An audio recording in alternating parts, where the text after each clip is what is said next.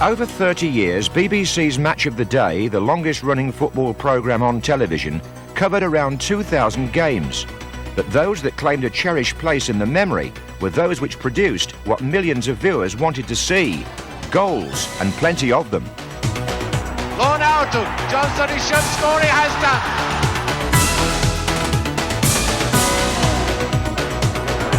Hope. Aston!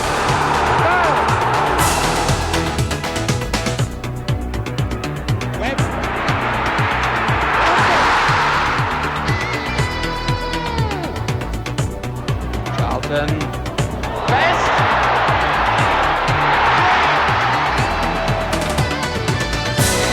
On for Joshak, this is a chance.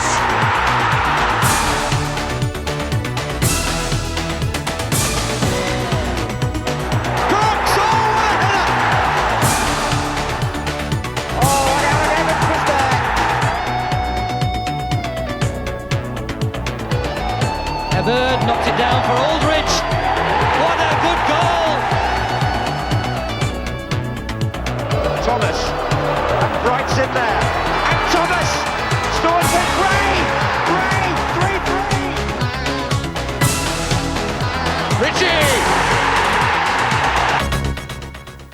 The first 7-goal haul on Match of the Day came at Hampden Park, just before the 1966 World Cup. The ball. Oh, surely Hurst must score. He has done. Hurst has scored for England. 18 minutes gone, and Hurst puts England in the lead, 1-0. Finding England much too good for them. Now back come England, and it's Hurst. To Hunt, to his onside, and that's the second goal. And 35 minutes gone, and Hunt has made it 2-0 for England. And Scotland not going to use the short corner this time. Law, a great goal. Beautiful goal by Law.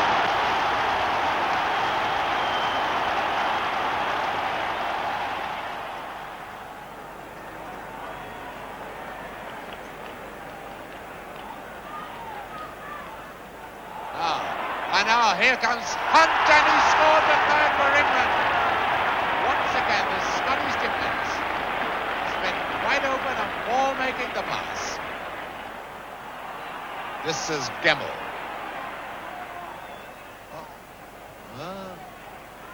Johnstone having to come back for it, which slows up the momentum of the attack. Law now to Johnstone, he should score, he has done. A beautiful ball from Law to Johnstone, and it's 3-2 now, with 11 minutes of the second half gone.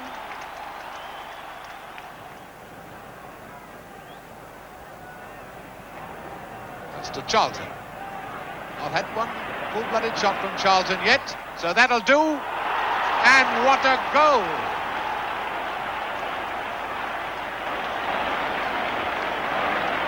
Well, that's Charlton at his most menacing. 17 minutes left for play, and it's 4-2 for England. Free kick to Scotland, who trail 4-2. Baxter. Johnstone, who scored! And Jimmy Johnstone has scored Scotland's third with 10 minutes to go. Victory for England there and in the World Cup. The following season, it was Matt Busby's Manchester United who won the championship in style. Heard a goal!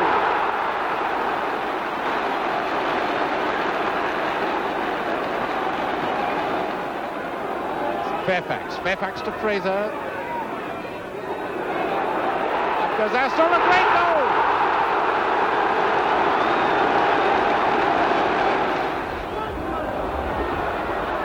Best. What a gorgeous pass. Aston.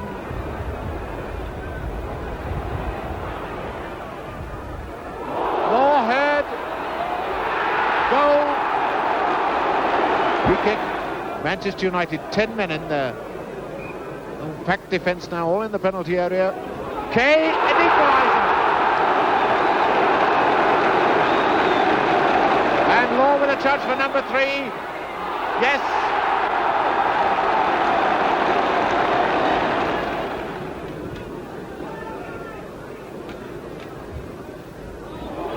And away Rexham now, he's got Hurt with him. This is 2 against 1.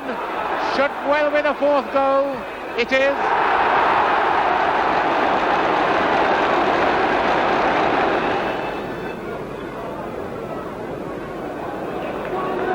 Here comes Fraser. Great attacking stuff by Albion. Hope. Astle. Goal. Oh, this is magnificent stuff. 7 goals in the first half at the Hawthorns. And when colour television arrived in 1969, Manchester United just went on scoring. Aston to take the corner kick.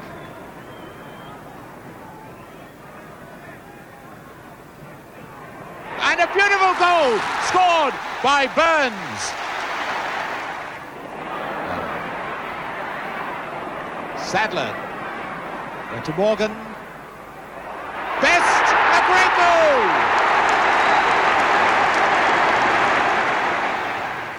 Clyde Best with the corner for West Ham. Redknapp, and a goal by Hurst.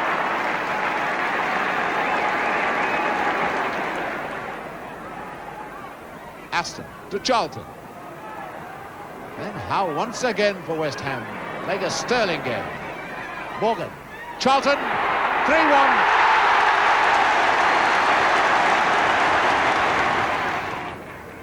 Stevenson.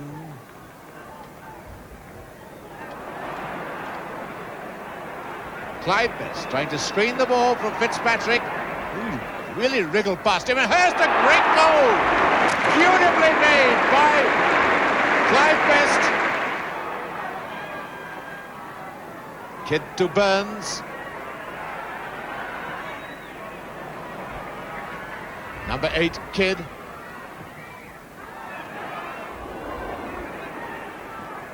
Aston and George Best has scored.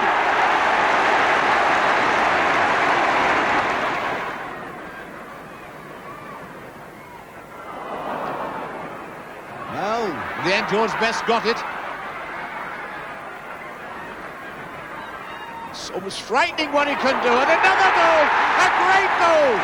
Scored by Kidd, but made by this genius, George Best. As Old Trafford rejoiced in the best years for George, the start of the 70s brought television talk back to Stamford Bridge.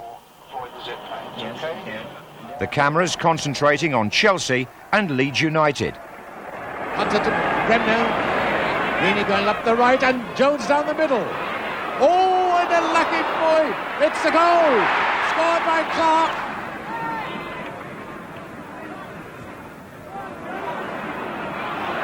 Collins.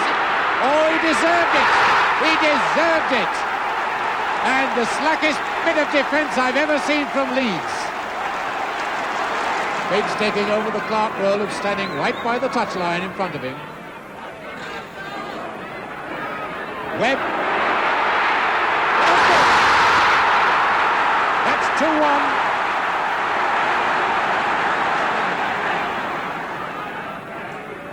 Bremner, number 4. Number 10, Giles. Bates. Cooper. A great goal by Cooper.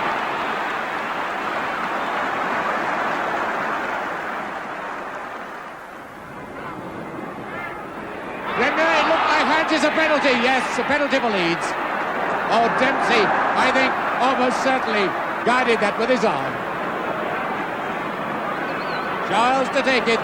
First match of his season for Hughes. He's got to face a penalty, and it's a goal. Oh, and Van Boden now Lorimer. Great chance for 4-2. Is it? Yes, it's a goal. Put in by Harris. 4-2. Number 10, Giles.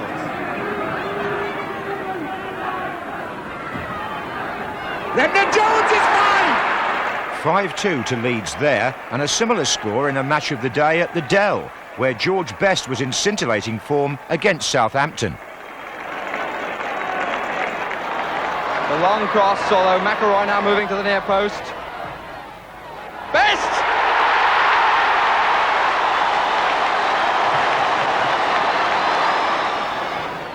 Sammy McElroy. Morgan. If he can put it back, he's got Best and McElroy! Sammy McElroy, the scorer.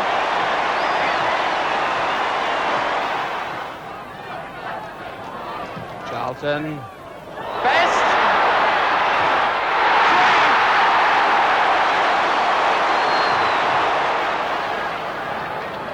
Cherry Payne to take it, faced by now a two-man wall. Gabriel up!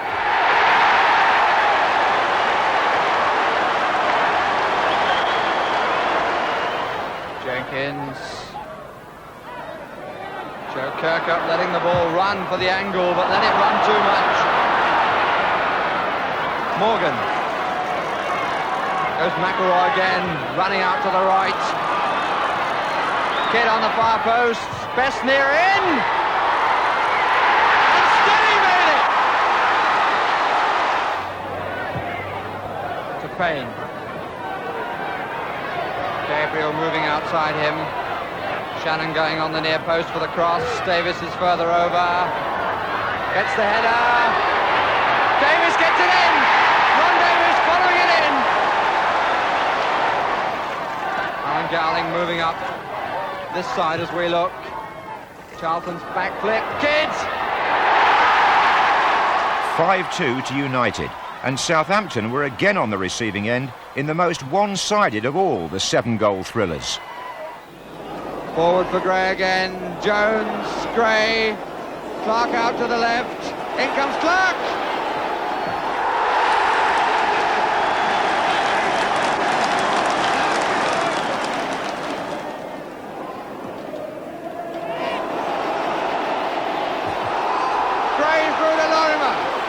Jones coming in, number 2.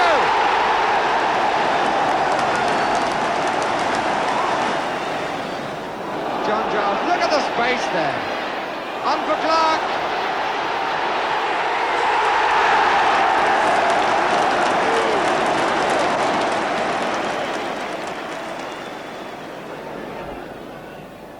Here's Lorimer. Clark. Jenkins. Giles. Free kick against Stokes. No, it's not given, but here's Lorimer. And I think that must count as a no-goal.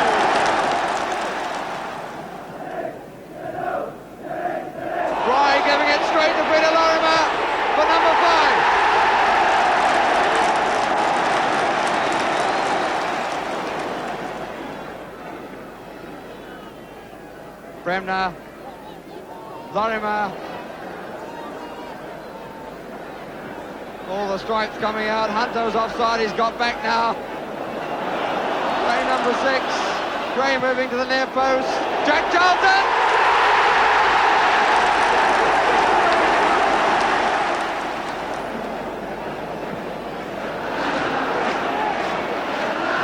Gray.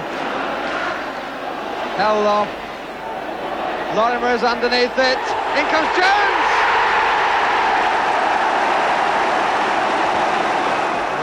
Leeds face still not giving anything away. Bremner.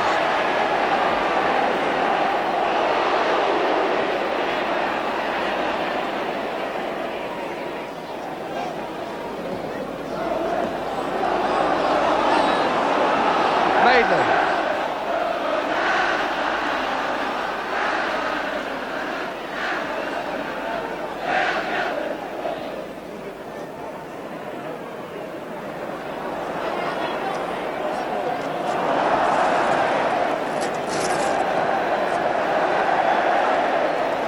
To say that Leeds are playing with Southampton is the understatement of the season. Poor Southampton just don't know what day it is. Every man jack of this Leeds side is now turning it on. Oh, look at that! It's almost cruel.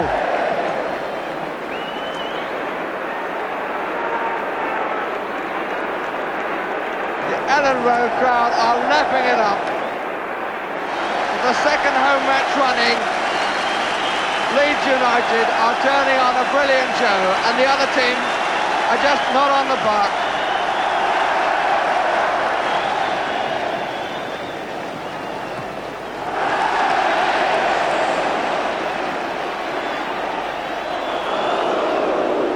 Even when a pass goes astray, they can pick it up. It's got to feel some sympathy for Southampton. The gap between their position and Leeds is an almighty chasm. Jack Charlton is miles offside forward, that's why Lorimer's holding it.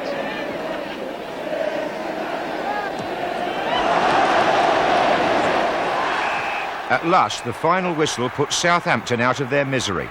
They were the fall guys for a vintage Leeds performance. Match of the day never screened a more arrogant, assertive team effort. Over at Anfield, a somewhat closer affair. Birmingham breaking well. This is Taylor, could well have a crack. And what a crack! It got a deflection, but he certainly got hold of it.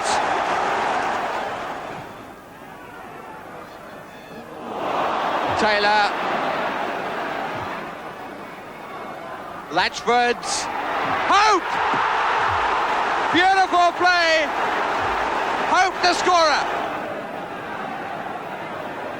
All the Birmingham players in their own 18-yard area. Lindsay's shots. Yes!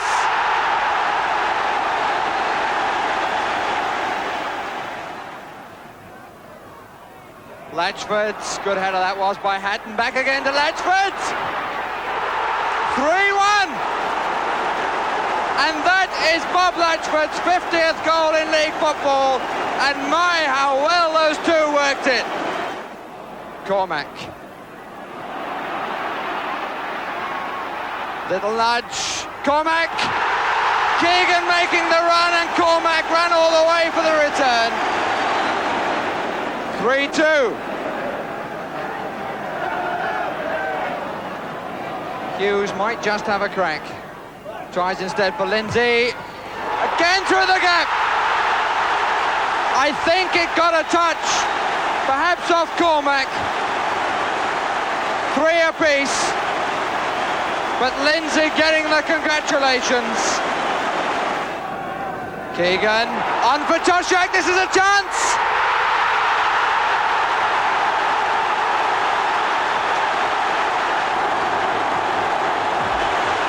Toshak the scorer, but that is the story of a goalkeeper who's seen his side 2 goals up on 2 separate occasions, and now concedes the 4th goal, which puts them 4-3 down.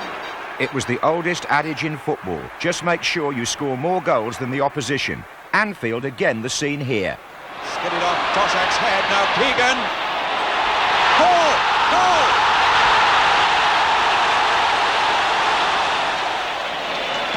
Looking for a quick attack, they've got 2 against 2 and no cover. That's Toshak, Keegan! Keegan again! Brilliant! And it's done it in, Toshak!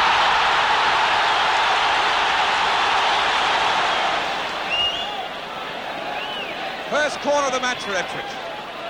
Beattie, 2-1! Beattie rose above the rest. Clemens couldn't get there, and he was right in the corner.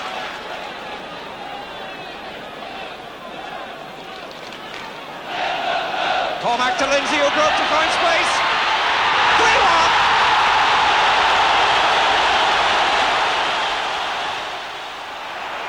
Highway.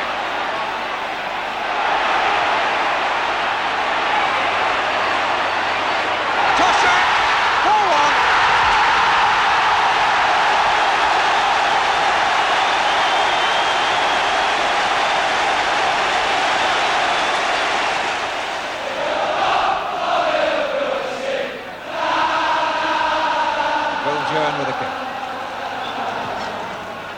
Weimar, good run, and a brilliant header. This game has got the lot. Clement's explaining, but that was a sheer piece of enterprise by Weimar. Keegan up with Highway out on the right, number 9. Keegan's gone belting across deep into the penalty area. And it's loose, Cormac, 5-2. Ipswich on the wrong end of a 7-goal scoreline there, but in the quarter-finals of the FA Cup at the Den, they showed no mercy to Millwall on their way to Wembley. Talbot now finding Burley. Burley tries a shot. Oh, it's gone in. George Burley, the scorer. From way out, he caught the goalkeeper by surprise. And Ipswich are in front after 10 minutes. Here's Burley, the scorer. Inside for Osborne. That's a nice ball. It's going to come to Mariner off the line. And Mariner. Well, he scored in the end. But Millwall should have had it away. Mariner makes it 2-0.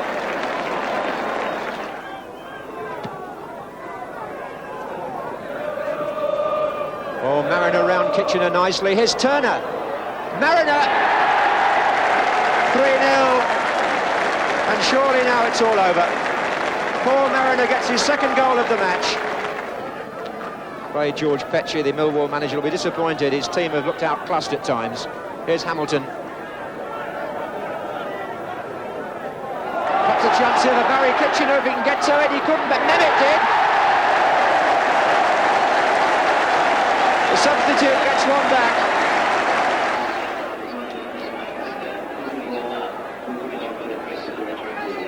So Mills with the kick for Ipswich, looks for Mariner again and finds him. Here comes John Walk. Oh, that's a cracker. That's the best goal of the match.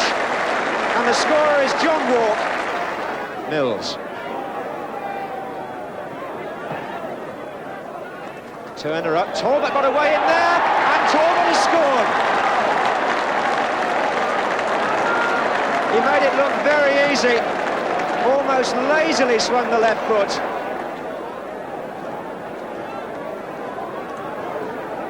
Lambert's made the run, and again the defence is wide open. Lambert's cross, Mariner! Oh! It's 6! And Mariner's hat-trick. When the goals are flying in, who would be a goalie? 19-year-old Billy O'Rourke had to face Queen's Park Rangers and the cameras on his Burnley debut. All the way telling him to give it to the goalkeeper. And he declines to accept the advice. Oh dear, what a disaster! And Goddard in the end. That really was total disaster. Plenty of yellow shirts back. And it's going to come to Shanks. And it's deflected in by Brennan. Roeder timing his interception superbly and leading a promising counter. Walsh to his right, 2 others to his left. Goes to Walsh, Allen is now unmarked, and Goddard gets it in!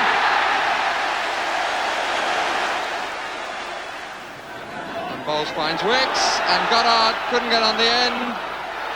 Oh, beautifully taken by David McCreary!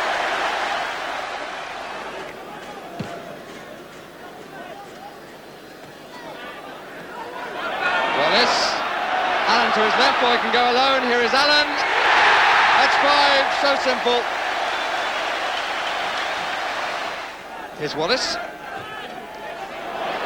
Here's Bowles if he can get there, and that will be a penalty without any question.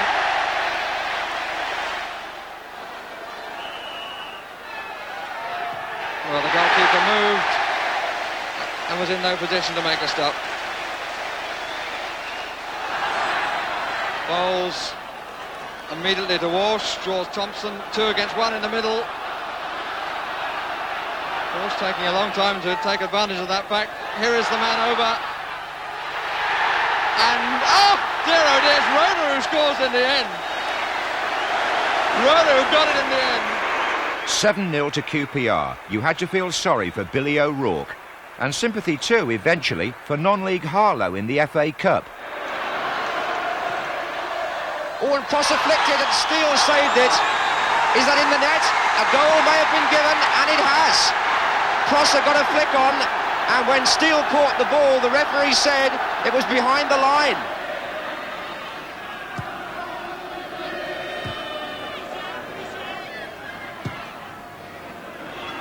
That's awkward for the Harlow defence. Rostron, oh, Poskett.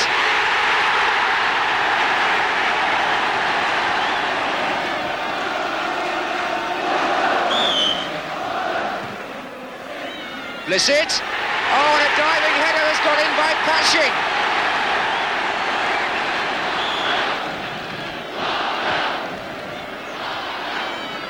Bit awkward. Poskett at the back post. Jenkins. Patching again. Oh, and that's gone in. Deflection.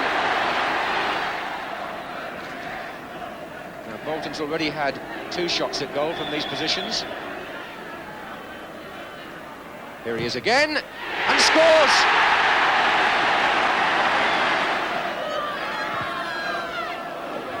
Oof, Bolton away, back in by Clark, flick on by Mackenzie. The man with the bandage round his head got the final touch, John Mackenzie.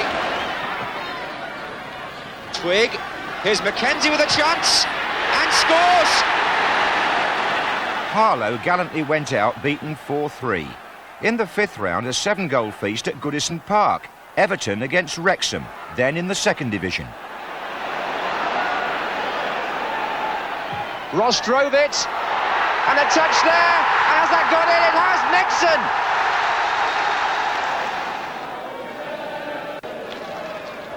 Latchford. Nicely done, Nixon. Eastoe. Gareth Davis. Edwards climbing. Vinter's there! And Vinter scores for Wrexham. Ross. Still Ross. Oh, penalty. Dixie McNeil of all people has brought him down. Trevor Ross was moving forward inside the area, and Dixie McNeil caught him with a trip, and it's a penalty to Everton and the chance to make it 3-1. Well, whether there would have been any danger or not, it's hard to say, but Ross, who wasn't actually going to score at that moment, might do so now.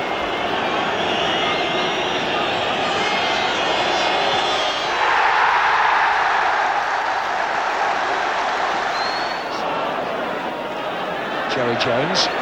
Oh, Everton shut them down well there. That's Nixon. What a good ball. Eastoe. Oh, Latchford's in here. Good stop. Latchford again. It's there.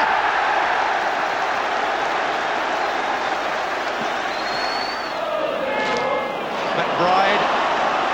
And here's Bailey. Fox is with him, but it's still Bailey. Good header away by Kenworthy. This clearance by Darracott blocked. Here's Latchford. They both left it for each other. McBride. Oh! Eastoe was on the end of it. That's Eastoe's second.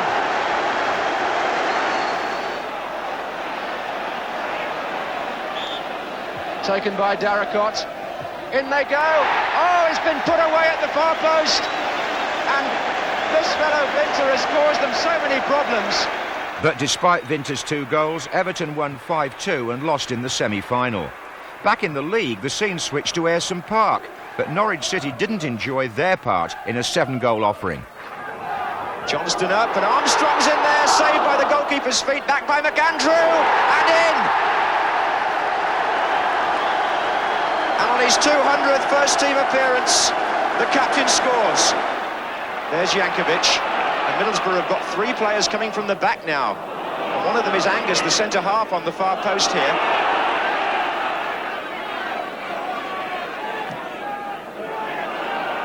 Oh, and Hansbrough's missed it. Jankovic!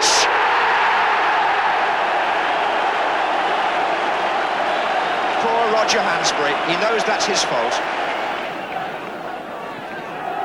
Oh, what a mix-up, and it's gone in!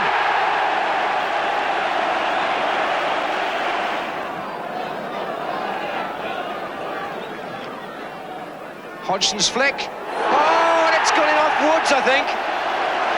Hodgson certainly got the first touch for Middlesbrough.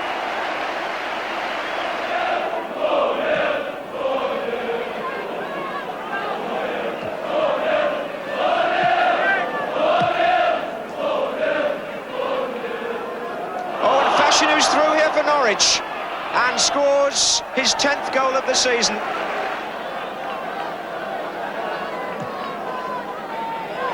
Johnson's at the far post, and Johnson's got that one without a doubt.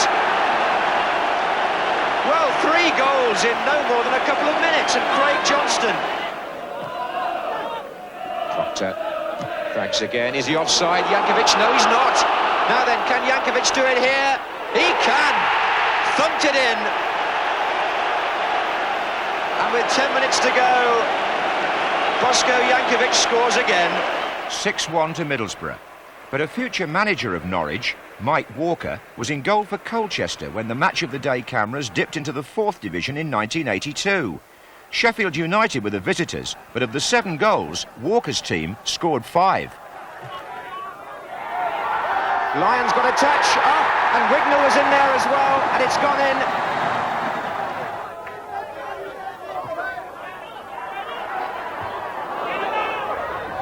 This is McDonough. Hancock. Played in nicely. Oh, and what? Missed that. McDonough without a doubt got that one. Allenson has scored 18 goals this season, number 11, and he's well known for his expertise at set pieces in the 4th Division. That's his drive, it's there! Well, this is a sensational opening by Colchester. Waff beaten again, this time by Ian Allenson. Oh my word, it's gone straight in!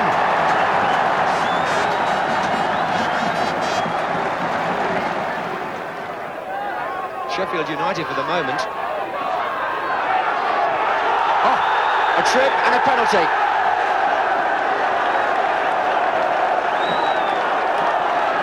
Jeff King, the man pulled down. Penalty to Sheffield United and a chance for Tony Kenworthy to get one back.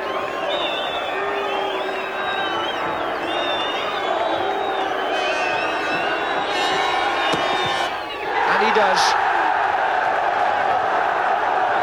Here's Cook. McDonough. Hancock's pulled away to the left. Oh, some space here for Bremner. Kevin Bremner makes it 5. Neville.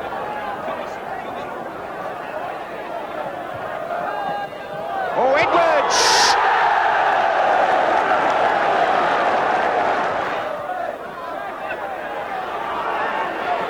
And Neville looking for Edwards. That was a fair ball, and Edwards on his way again.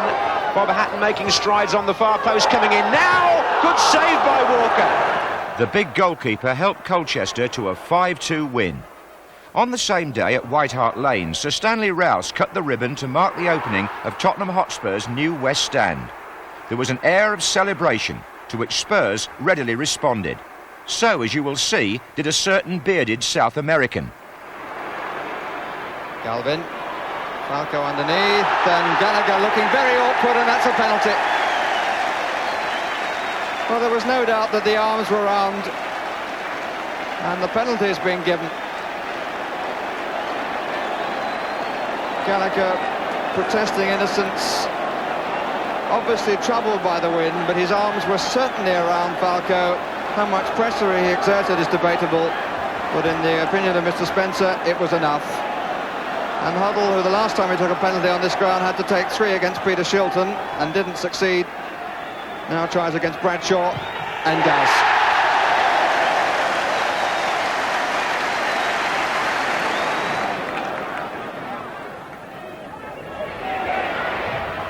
Oh, I say! Smile says it all from Ricky Beer. And Bradshaw seemingly suggesting there was an almighty swerve on the ball. Oh, I must say that's pretty long 10 yards Mr. Spencer has measured out. would think that certainly is nearer 15, but let's face it, it makes a change. Hibbits, and he scores.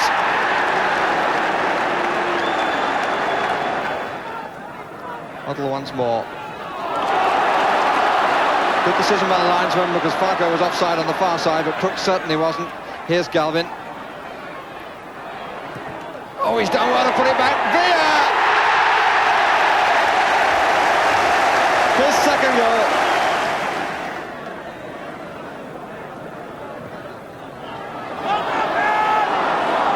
Crooks. 3 to put it back to. Berry again with the challenge. Villa! That's his hat-trick.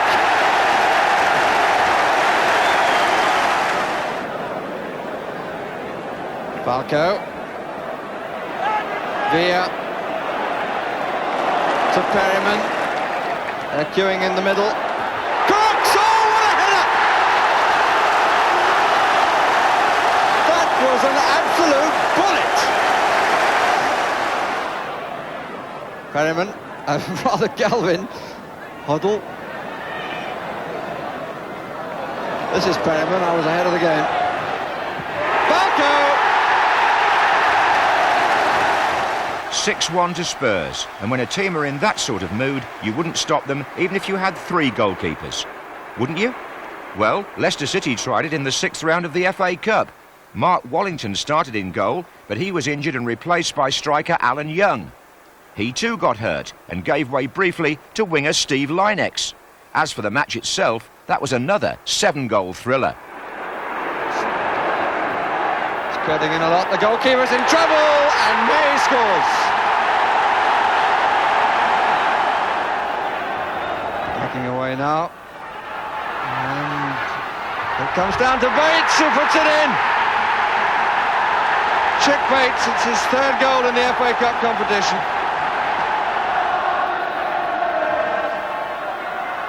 Out by May, only to cross. Bates, Kelly, and he gets the punch to it, to Wallington, and he tries a punch again, and it goes all the way.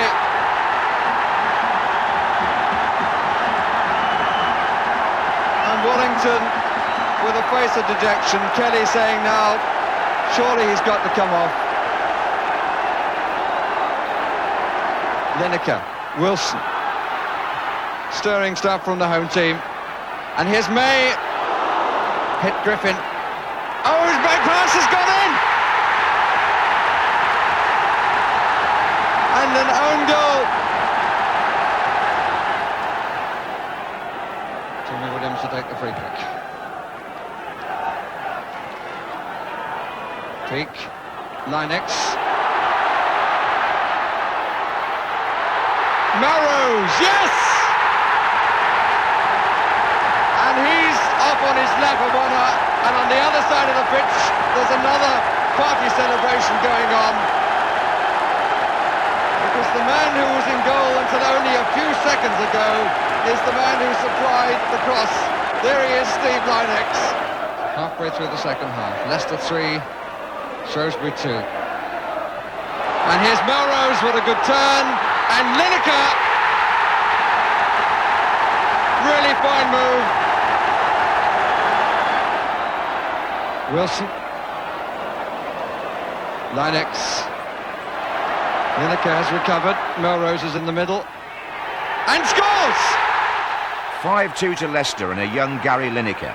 The City's joy was felt the following season by Wolves in a topsy-turvy 2nd Division match at Selhurst Park. Marvellous header. Jim Cannon the scorer.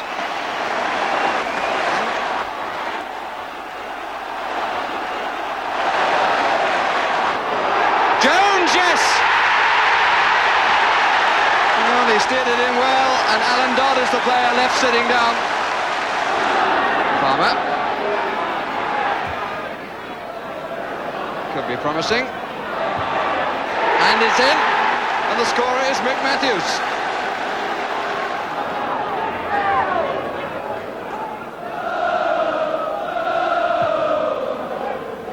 Watches it all the way. Eves, Clark, lucky can you get? It's 2 each. And there's the most disappointed man.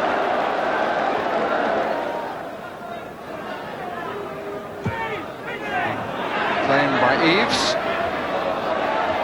To Hibbett. Gray! Yes! Lovely header. That's a peach. Piece of improvisation by Alan Dodd. He rather telegraphed his clearance. This is Hinshelwood. Oh yes, it's in!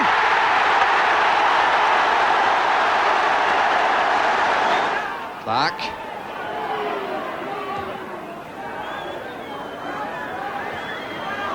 Humphrey. For waiting, and that's a fine goal by Matthews. Palace beaten 4-3 there, while one of their former managers was now in charge of Middlesbrough.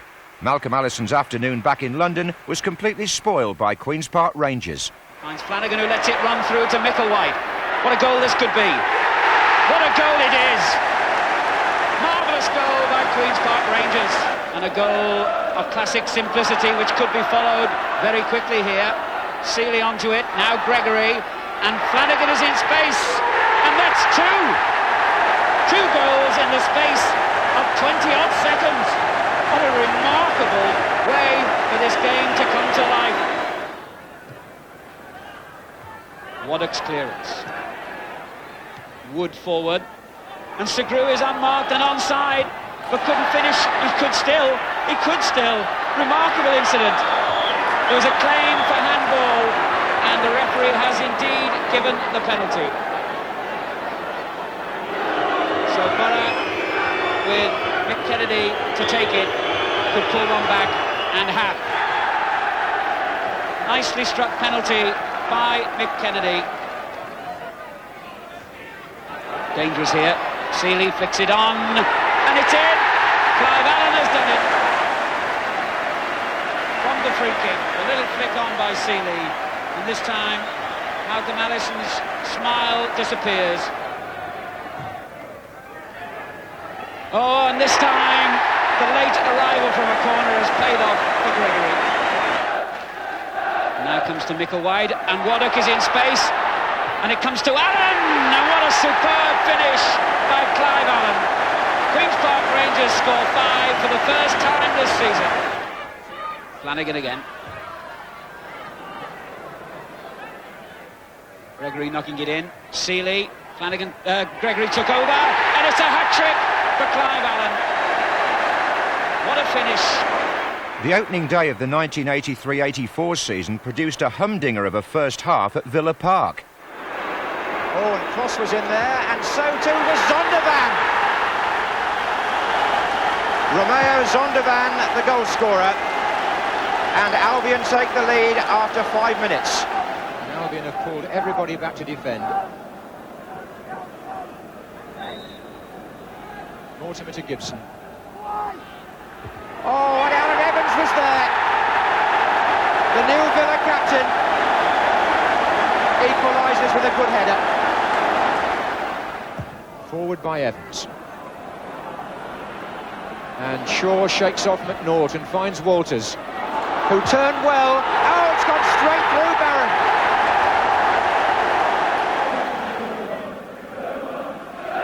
Cross.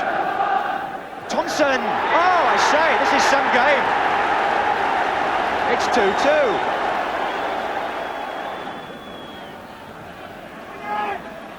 Oh, and with Shaw.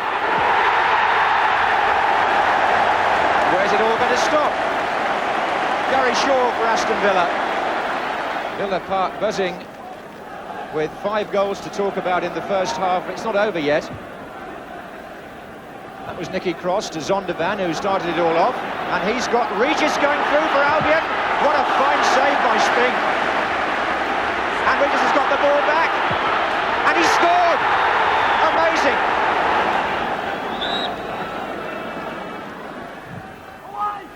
Ormsby. And it's his first ever goal for Aston Villa. But when it came to scoring goals, John Aldridge was in a class of his own. In partnership with Billy Hamilton, he propelled Oxford United into the First Division in the mid-80s. Match of the Day viewers saw Aldridge and co demolish Leeds after being 2 goals down. Oh, and Ritchie got the rebound, and here's a chance for Wright. It's a goal for Leeds. Oxford were victims there of their own mistake. Gray. Right to the left, Ritchie on the other side. That's for Wright. It's a good ball too. And here's Lorimer. 2-0 to Leeds. 5 minutes left in the first half, and Oxford dearly in need of a goal.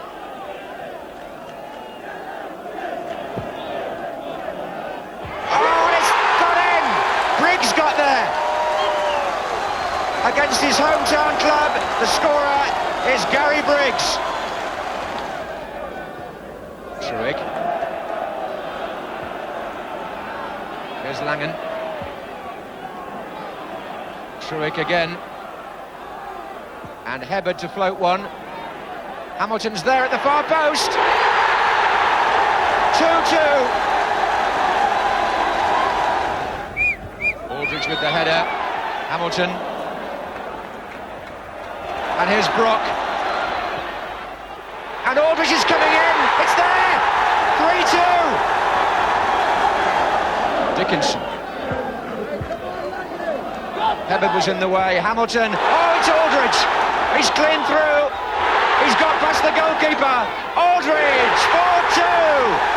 What a game this is.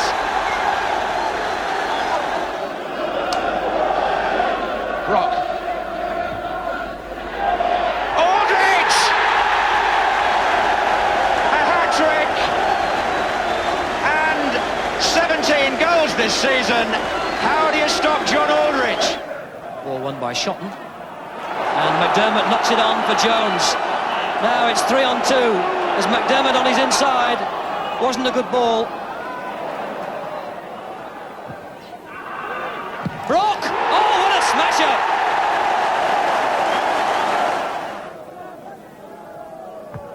Oh, what a poor kick by Gorham. He's put Jones in possession, who's only the keeper to beat. Finds Aldridge. Is that 29? It is. No offside. Bobby MacDonald back to his keeper, and Parker might get there. He has. Hardwick's out of goal, but he's got back now. Oh, Quinn! Had to be. And Oxford will have to blame themselves for that. Truick. Nice back heel by Aldridge. This is Truick. McDermott in support. This is Brock. Bobby MacDonald!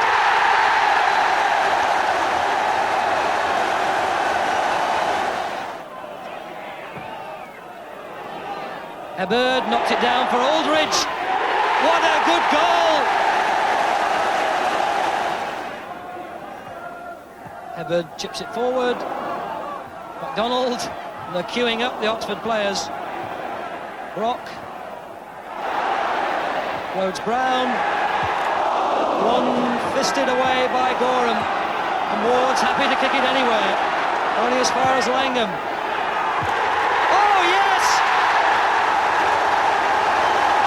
It's a hat-trick for Aldridge of the highest quality. Quinn. Obstructed as he tried to wriggle himself for position. So in the last moments of the match, Oldham with this free kick. Right on the edge of Oxford's area. All the Oxford players back in their own half as Ward takes the free kick. On and at the post, came back to Maguire. 2 hat-tricks for John Aldridge, 2 7-goal thrillers at Oxford. Aldridge went on to further fame with Liverpool and Tranmere, scoring a career total of over 300 goals. The Norwich City coach arrives at Bramall Lane in 1986. Off step Chris Woods, Dave Watson and Steve Bruce. 3 men who would go on to bigger things after winning the Second Division Championship. There were also some well-known names in the Sheffield United dressing room, like another 300-goal striker, Keith Edwards, and the experienced Peter With. But this 7-goal bonanza went very much Norwich's way. Barham. All the possibilities here. Got left-back Dean up there. And that's an own goal. It's gone in off Paul Smith. Barham leaving it for Dean and himself for Williams and going in to make a 6th. Williams couldn't find any of them. Now onside. Away goes Morris. Edwards making tracks to get into the middle. Foley going too. With at the back post, and it's With that it comes to, and the header is turned in by Edwards, and that's a good goal.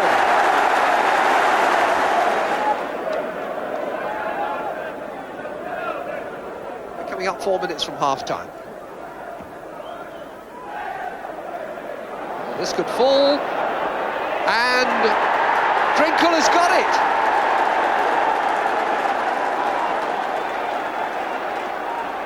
The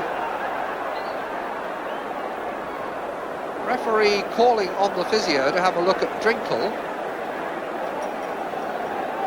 and whether he has actually given the goal or not, I'm not sure. And the goal stands. The referee has a word with McNaught for his challenge on Drinkle. Barham. Possibilities here as Mendham arrives and scores! The old-fashioned cutback from the goal line.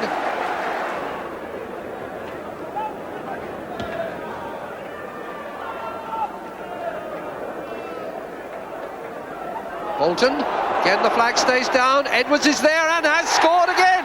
Now that'll set up the last 7 or 8 minutes for Sheffield United. Keith Edwards, Lewington to Smith, needs to go back again quickly. Watson underneath it. Then Dean, now Biggins. Williams, problems here. Barham, he's got Biggins in the middle, goes in on his own and scores, and that settles it, 4-2. Well, that was always the danger with Sheffield United being pulled forward. A couple of minutes left. Couple of minutes that are in many ways more important to Sheffield United than they are to Norwich City. Now here's Biggins going in and making it 5, and it's a rout. That victory helped Norwich win the second division title by 7 points. But in the First Division, the Cannon League Championship was being hotly contested by Liverpool, West Ham and holders Everton, who found themselves at home on the last Saturday of the season to Southampton. 17-year-old Keith Granger had no expectations of a role in the Championship stakes, but a hamstring injury sustained by Peter Shilton and the absence of Shilton's regular deputy means that the Southampton youth team goalkeeper now faces an Everton team praying to stay alive. Sharp! And off the line, and then finally in. And the man who scored it was Derek Mountfield. It was Armstrong who got it off the line.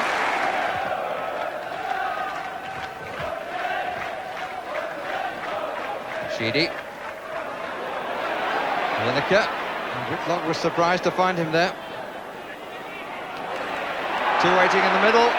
Stephen! Oh, classic!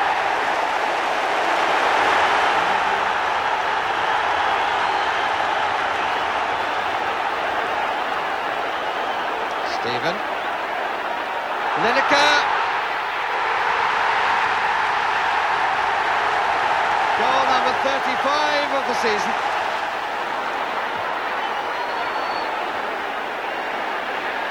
Gittins was nowhere near the ball. Stephen. Bracewell. And still Lineker. Well, he didn't hit it quite truly, but he doesn't care, and neither do the crowd. His second, Everton's fourth. And we're now down on the bench, as you see. Heath stole it. Lineker in the inside right position. This is Sheedy. Oh, that's a great turn. Sharp! Lovely goal! But what a marvellous piece of play by Kevin Sheedy.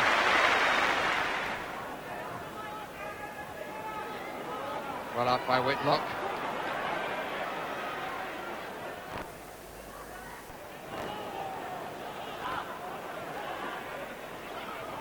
Heath. Asked a bit too much of Stephen. Wallace. Puckett wanted it. Wallace didn't want to give it to him. Does in the end. And Puckett scores. Oh, Wallace made the right decision. That's a variation of chant you only sing when you're 5 up. In fact, the only singing was coming from supporters of the team, which is 5-1 down. Here's Sharp. Sheedy. Vanden Hauwe. Heath. Well played by Vanden Hauwe. And by Heath. Yes, that's it. And that's Lineker's hat-trick.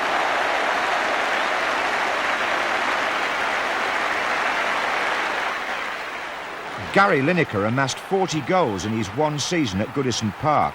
But on the same day as that hat-trick, the championship was being settled down in London. And Aldridge is in here. Yes!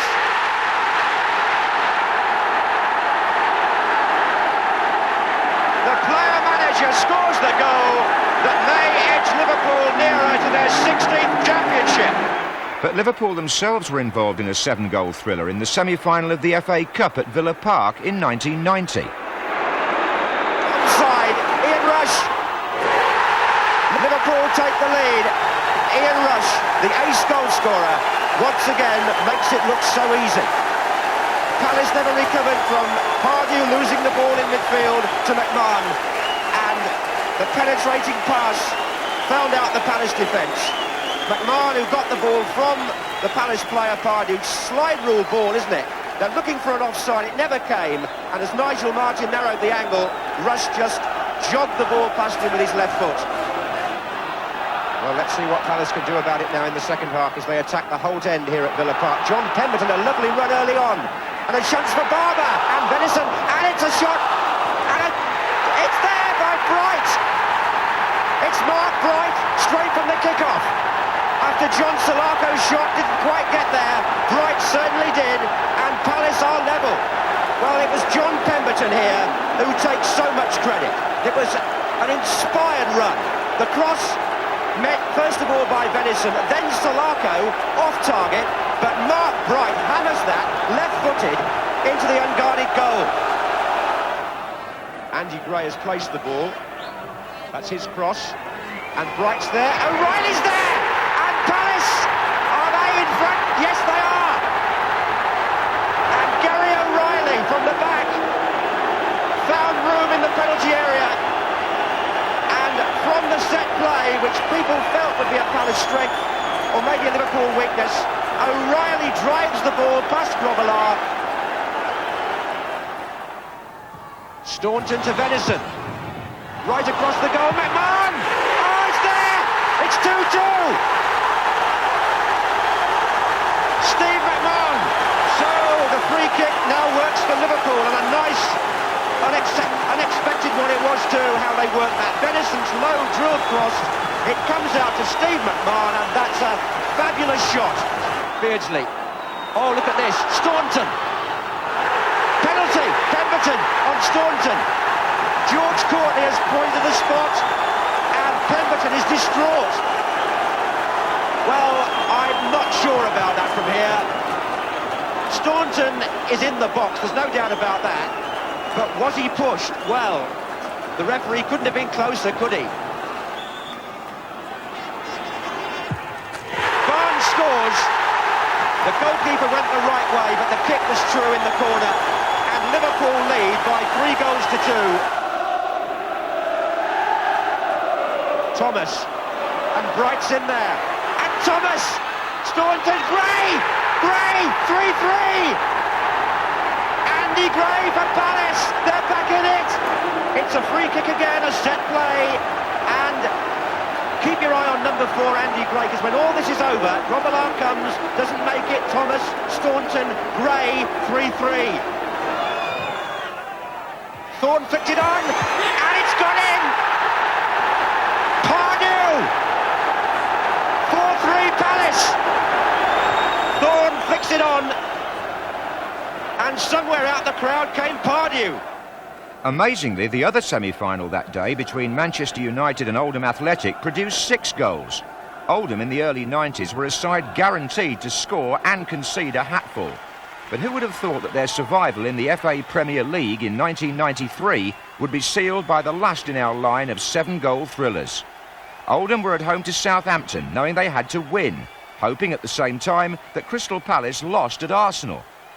For Oldham's manager of 11 years standing, Joe Royle, it was the most nail-biting afternoon of his career at Boundary Park. And it's in!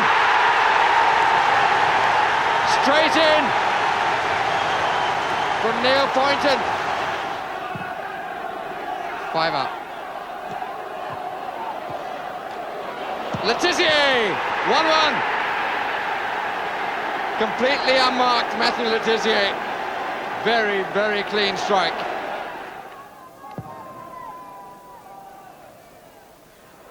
Runs on to Olney. Haller. Well to dig it out. Olney scores. 2-1 Oldham. Goal in the 44th minute. Oldham in front for the second time. Seemed to have got away from Haller, but he stretched, came back to Olney from Haller's right foot, and Olney worked the position, and there seemed to be a deflection there, but it's 2-1. Fleming gets away from Banger, who's coming back at him. Haller. Ritchie!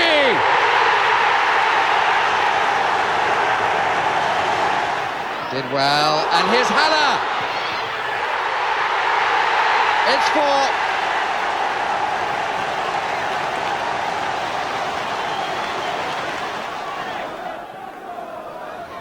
4. Milligan is the man on the end, he's the one who's got to stand firm. Near side as we look. Off! But even so, Letizia makes it.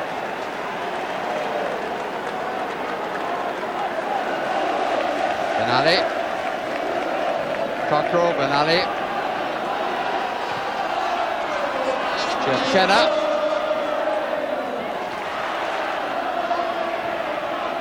it's good play by Kenner, and Letizia scores another one.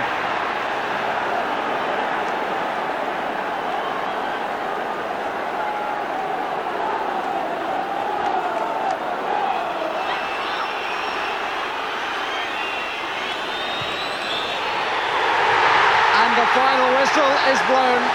An extraordinary end to the season at Boundary Park.